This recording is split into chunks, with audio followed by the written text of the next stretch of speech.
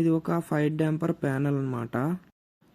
ఇది damper actuators. ఇవి రెండు రిటర్న్ అండ్ సప్లైకి ఉంటాయి. ఇలాంటివి మనకి ఇందులో ఎన్నైతే ఫిక్స్ చేశారో మీకు లోపల చూపిస్తా. ఇది రీసెట్, ఇది టెస్ట్ బటను. లోపలైతే 7 సర్క్యూట్స్ ఉన్నాయి, 7 సర్క్యూట్స్ ఉన్నాయి. ఇవి మనకి డిప్ స్విచెస్. దీనికి మనకు కావాల్సినవి మాత్రం ఆన్ చేసుకుని మిగతా ఆఫ్ చేసుకోవచ్చు. మీకు చూపిస్తాను ఇది ఎలా ఆఫ్ చేయాలో. ఇందులో ఒకటైతే 1 అనేది మాత్రం సరిగ్గా చూపించట్లేదు ఇండికేటరు. ఆ 1 ఇండికేటర్తో ఒకసారి చెక్ చేయాలి. నాకు తెలిసి యాక్చువేటర్ ఫీడ్బ్యాక్ కేబుల్స్ కానీ చేంజ్ చేసి ఉంటారు, NONC ఉంటాయి. అదైతే చేంజ్ చేస్తే సెట్ అయిపోద్ది. లేకపోతే డ్యాంపర్ అసలు ఓపెన్ అవుతుందో క్లోజ్ అవుతుందో ఫిజికల్గా చెక్ చేసుకోవడం మంచిది. డిప్ స్విచ్ అయితే బాగానే పనిచేస్తుంది.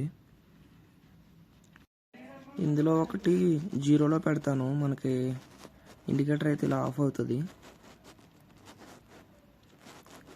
ఇవి నార్మల్ చేసేస్తాం మళ్ళీ.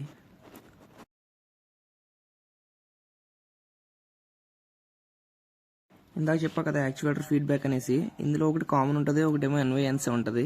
ఇందులో రివర్స్ పెడితే కనుక గ్రీన్ కాస్త రెడ్ అవుద్ది, రెడ్ కాస్త గ్రీన్ అవుద్ది. ఓపెన్ కాస్త క్లోజ్ చూపిస్తుంది, క్లోజ్ కాస్త ఓపెన్ చూపిస్తుంది.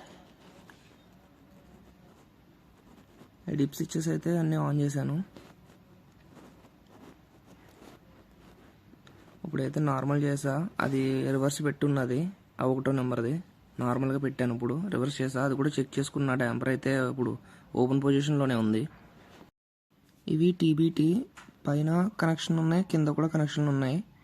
కింద ఒక 4, పైన ఒక 3 ఉన్నాయి. ఇది యాక్చువేటర్ పవర్ సప్లై అన్నమాట.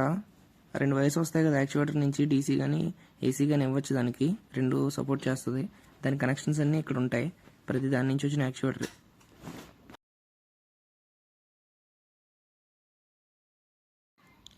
BMS కోసం ఇక్కడ ఒక మనకి కంట్రోలర్ ఉంటుంది. ఇది ఏంటంటే డిప్ స్విచెస్ ఇందులో కూడా ఉంటాయి. దీని IP అడ్రస్ అనేది మనం ఇచ్చుకోవాలి కాబట్టి దాని IP అనేది వీటి ద్వారా మనం 1 లేకపోతే 0 పొజిషన్లో చూపిస్తుంది మనకి. మీకైతే ముందు డిస్ప్లే చేశాను కదా, దాన్ని పాస్ చేసుకుని చూసుకోండి. ఆ సిరీస్లో మీ BMS పర్సన్కి ఏది కావాలో అది సెట్ చేసుకోవచ్చు మనం. ఇందులో ఏ నెంబర్ కావాలంటే ఆ నెంబరు. పైకి పెడితేనేమో 1, కింద పెడితేనేమో 0.